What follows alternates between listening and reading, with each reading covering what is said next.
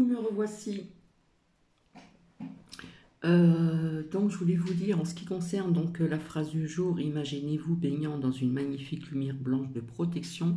J'ai omis de vous dire que c'était pour enlever les énergies bien sûr négatives. J'ai peut-être oublié encore certaines choses, mais bon. Alors comme promis, je viens donc vous faire comment dire partager une écoute. Donc c'est Alpha Blondy, voilà, qui s'adresse. Ne faites pas la guerre. Voilà, donc si cela vous intéresse, c'est tout un autre discours. Installez-vous confortablement et puis je vous souhaite une bonne écoute. Bonjour, je suis Alpha Blondy et je voudrais envoyer un message à la communauté de la CEDEAO, dont je suis l'ambassadeur pour la paix en Côte d'Ivoire. Donc j'entends des bruits de bottes, j'entends qu'il va y avoir la guerre, la CEDEAO contre le Niger et ses alliés. Et je voudrais, en ma qualité d'ambassadeur de paix de la CEDEAO en Côte d'Ivoire, demander aux autorités de la CEDEAO de ne pas faire cette guerre. Ce serait une erreur grave. Je vous explique. Les Européens n'ont jamais voulu qu'il y ait la guerre en Europe. Et j'ai le sentiment qu'ils ont envie d'étendre la guerre russo-ukraine en Afrique. J'entends parler des troupes américaines qui sont stationnées au Tchad, des troupes françaises qui sont stationnées au Niger et au Tchad. Je ne parle même pas de ceux qui sont à Djibouti. Les Russes aussi sont à Djibouti. Les Chinois sont à Djibouti. Les Américains sont à Djibouti. Djibouti, Niger, ok, c'est juste une question de minutes. Donc, pour ne pas que les Africains, une fois de plus, tombent dans ce piège géostratégique, il ne faut pas faire cette guerre. Et pour la Côte d'Ivoire, qui est le pays du dialogue, le pays de la paix, depuis le président Félix Houphouët-Boigny, la paix, ce n'est pas un vain mot, c'est un comportement. Et le comportement qu'il faut appliquer dans cette crise, c'est de ne pas faire la guerre. Et ne pas faire la guerre, c'est la plus grande victoire. L'Afrique ne peut pas se payer le luxe de commencer une guerre. Tout le monde dit que nous sommes l'avenir du monde, avec nos matières premières non exploitées, avec nos enfants qui ont fait des grandes études. Je ne parle pas de ceux qui sont noirs dans la Méditerranée. On ne peut pas se payer le luxe de faire une guerre. Et je voudrais demander à M. Macron, à M. Alassane Ouattara, à M. Macky Sall, M. Macron, vous n'avez pas été le feu en Ukraine, vous n'avez pas allumé un feu en Afrique. Ce serait contre-productif par rapport à votre mission. Vous ne pouvez pas être le chef de guerre partout. Je dirais, cette guerre, il ne faut pas la faire. M. Macky Sall, quand les troupes de Wagner, donc les Russes, et l'OTAN vont entrer dans la danse, ça va vous dépasser. Et déjà dans les journaux occidentaux, on vous traite déjà de dictateurs, de sanguinaires, de futurs dictateurs. Je vous en supplie, ne faites pas cette guerre. À mon modeste niveau, à mon humble niveau, je vous en supplie, ne le faites pas. Et je voudrais aussi m'adresser aux autorités maliennes, aux autorités burkinabées, aux autorités du Niger. Ne faites pas cette guerre. Exigez des négociations.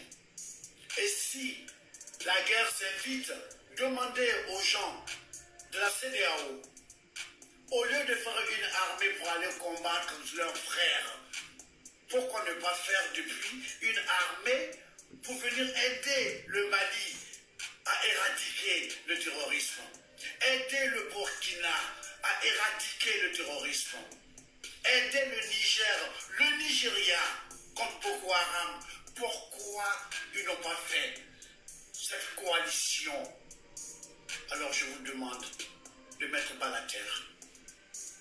Parce qu'il y va de notre existence à tous. Cette guerre qui est en Ukraine, ils ne savent même pas quand ça va finir. Ils vont ouvrir d'autres nouveaux fronts chez nous. Ça va sacrifier des vies africaines.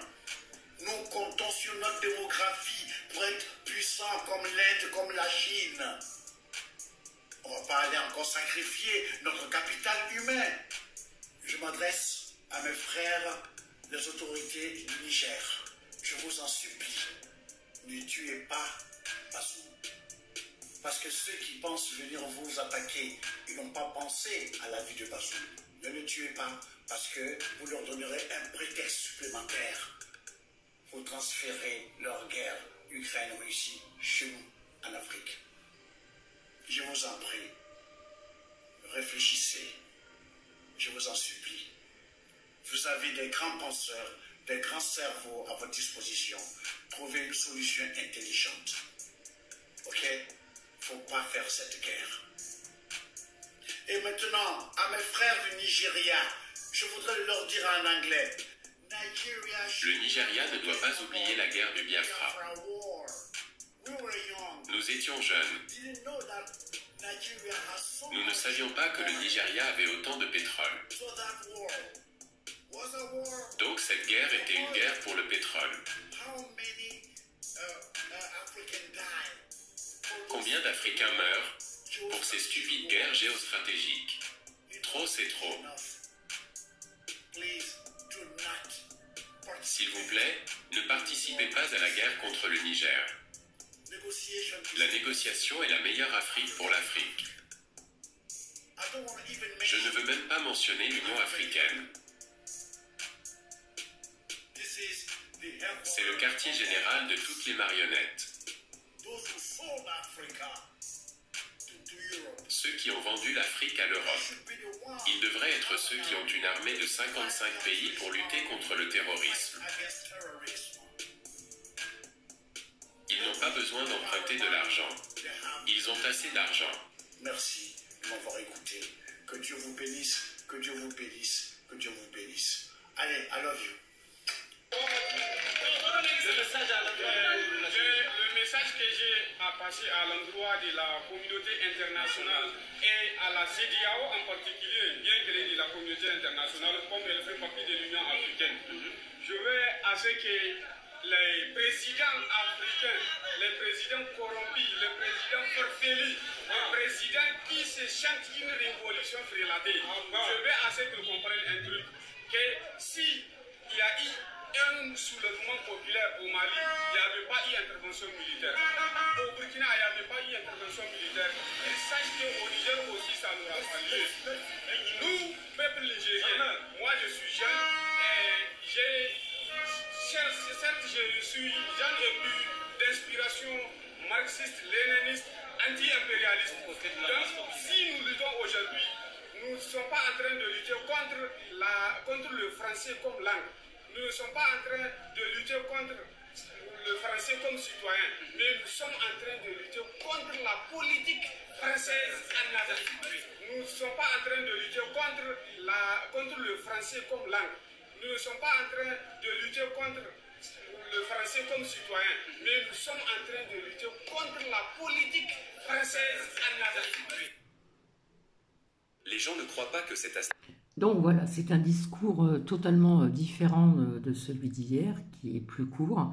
Donc bien sûr, c'est donc Alpha Blondy qui lance un message, ne faites pas cette guerre. J'ai envie de vous dire que comme je suis dans l'empathie, tout me touche, que ça soit même en dehors de la France, et il serait inacceptable encore qu'il se passe quelque chose. J'ai envie de vous dire qu'on laisse ces personnes vraiment tranquilles et en paix. Voilà, je vais vous laisser et je reviens donc tout à l'heure puisque j'ai le temps pour vous faire cette lecture. Allez, bisous à vous, au revoir.